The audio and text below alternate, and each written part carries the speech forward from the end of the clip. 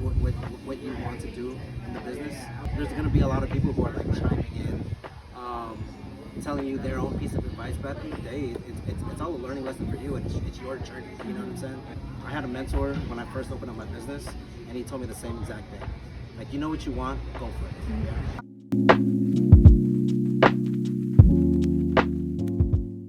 Owning a business is not what it's cracked up to be, to be honest with you.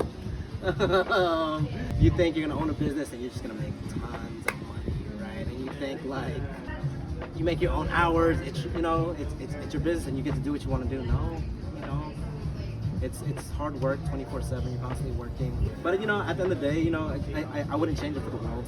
I'm super happy with what I've done and what I've accomplished. Yeah. So yeah, I mean it is hard work, but I wish I knew that.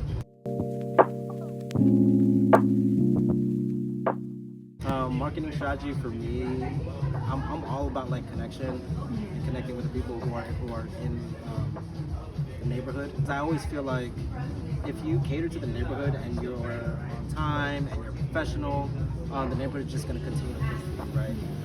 A lot of the times when it comes to like cash businesses and being independent contractor, the big part of that is like setting your own prices, yeah? So being able to set your own price, but at the same time make sure that people are able to book with you where you don't like outprice yourself. The management part. It's more so, it's not like the back office stuff with like taxes and like all that stuff. It's mainly like managing people. Managing egos is the hardest part. Everyone has an ego, everyone has feelings, and dealing with those emotions and hearing people out is definitely hard because, especially when you have like a bigger team, egos are going to clash, yeah? And then with that being said, it's like mediating between the people. When all you want is just a shop where people could just go to and have fun, right? Cutting hair is easy.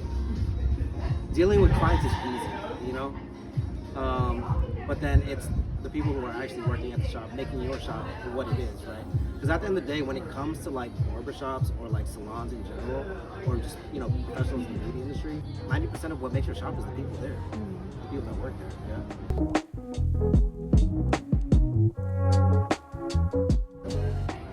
Again, I'm all about like connection.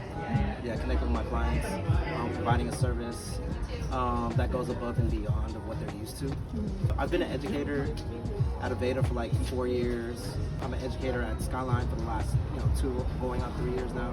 And I'm big on like education, so like having the knowledge and the background of like education, and not just like educating my team, but educating my clients as well. You know what I mean? On what's best for them and what works for their hair, styles that that they should be gearing towards.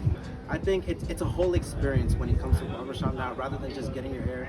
It's like the whole thing. From the time you walk into the door to the time you leave, it's an experience that I feel brings people back.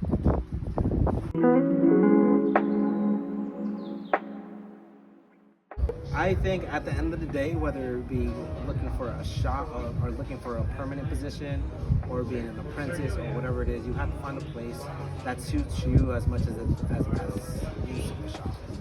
You're not going to go to work if you hate it, if you hate the place that you work at. Yeah. Don't have your heart set on one shop. Continue to look at multiple shops.